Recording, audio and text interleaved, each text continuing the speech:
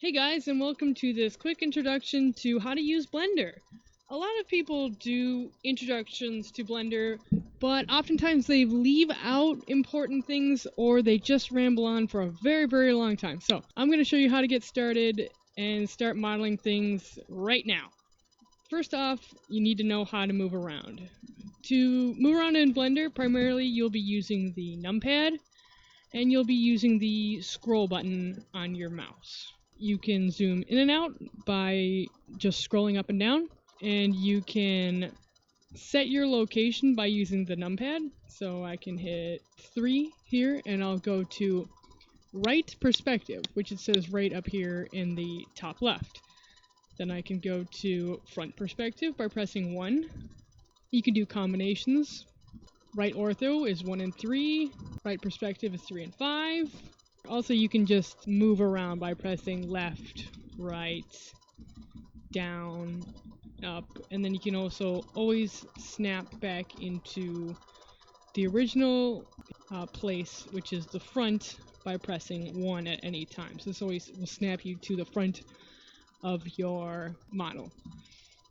Next, you can go into fly mode, which is nice for just kind of angling around your view. So you just press Shift F, and it'll go into this sort of wavy, a little bit difficult to control, moving around with your mouse, and then also tapping the regular arrow keys will control it as well. And then zooming, just barely tap the scroll button, and then you look around. Ooh, it basically just flies around, and it's a little bit difficult to control. But if you want to get to a weird angle to look at your scene, fly is a good way to do it. And it does that. So I'm going to get out of that just by clicking and then hit 1. If you ever get stuck and it doesn't seem to want to behave, you can always just reset the program, and that's the easiest way to get it to stop being silly, which it does from time to time. So the next main way to move is to press down the control button and hold it, and then you can freely angle your view to anywhere, and then you can just zoom in and just keep kind of moving it around and looking at your object. This is the main way you'll probably be moving around. Okay, I've opened up a new sheet here now, so I'm going to return to front, and I'm going to angle up a bit. Selecting is the next most important thing you need to know how to do. A deselects, and it also selects all points. So that's good if you want to, say, move an object around. And to move an object around, once you have it selected, right-click with your mouse button and hold it down, and then you can just move it around anywhere. And then left-click once more to release it. The next most important thing is to deselect and then go into edit mode. And now you can look at how this object is constructed. So down here you have 3 buttons with squares next to them.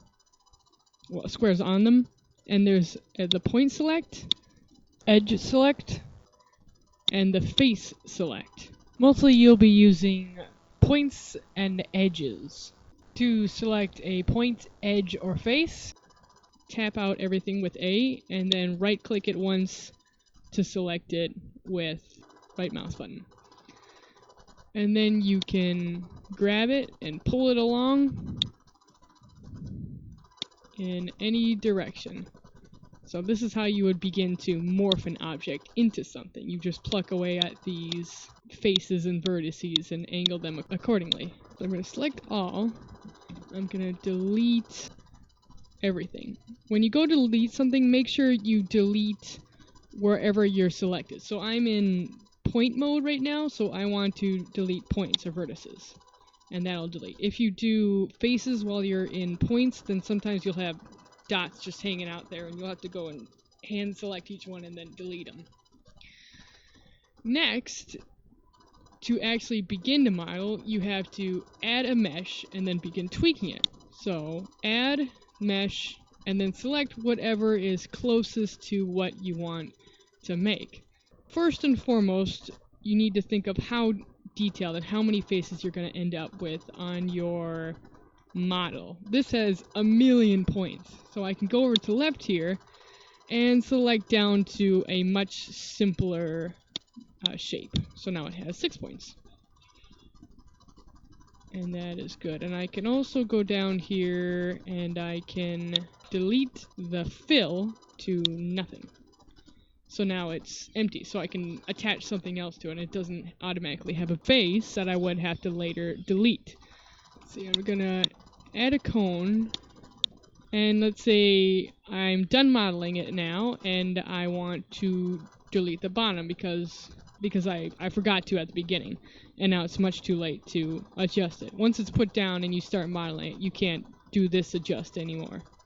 So I'm gonna deselect all my vertices, then I'm gonna go to face, right click that face and hit delete face. Only delete face, because otherwise it could cause the structure to crumble basically, and I'd have these faces start to disappear as a vertice might be damaged. See if I can show you how that works. Delete. Oop. Yeah, see, I deleted the wrong thing there, and it took out all the edges. I would hit delete, delete, select face, and go to vertex, delete, edges. And so now it took out those edges, which removed the ability for this to be filled. The next main thing you need to know is to cut an object. And this will put another set of edges going all the way around it. Sometimes cones don't want to cut very nicely, but we're going to try it anyway. There we go. Yeah. So it wants to cut along this edge here. So I'm going to actually select all, delete vertices. I'm going to add a cylinder. Bring that down to 6. You can see it a little bit better. And then I'm going to deselect and then Control R to bring up the cut. And then you just have to find where it wants to cut. You can't get it exactly where you want it to be immediately, so just find it, then click with your left mouse, and now you can move it to wherever you want it to be. So I'm going to put it there. So now there's a slice here, and I can begin to manipulate this in a different way. So I could say, push these in. You can also edit just by pressing these directionals, rather than just kind of free-forming it. So I'm going to pull that in, pull that up, and you just start to deform it then. That was Control R. So deselect everything. Control R. And find where it wants to cut to. It's going to delete that all because it's a bit of a mess and add another cylinder now. Which it remembers my default setting, so it's at 6 again. At least while I have this window open. If I open a new window, it would revert to its 32 default vertices. To cut something, you go to the vertice, or the edge, or the face where you want it to cut, and you hit K, and that'll bring up this little knife here. So I want it to connect to this, and then I want it to go across here. I just click the point, or if you're on edges, you would click the edge where you want it to be, and then click down to wherever you want the cut to be. So if your circular cut was being annoying, then you could just hand do the cut going all the way around if you wanted to. I'm just left clicking afterwards to bring up these points. Enter, and now I have extra vertices and edges that I can begin to edit and manipulate my shape with. So returning to front ortho, let's say I want to make something that has got to be exact on all sides. So I add a cylinder, and let's say this was going to be a person. I'm going to first go into mesh mode. That makes it a little bit easier to edit, so you can just see where all the points are. So I want to move here, and I'm going to delete half of it. So the next most important thing to know is to mirror. So let's say I was going to make a humanoid figure. I can go into edit mode. Then I need to make sure that my figure is exactly the same on all edges, and rather than just sort of eyeballing it and trying to make it as correct as possible, you can set the program to do that for you.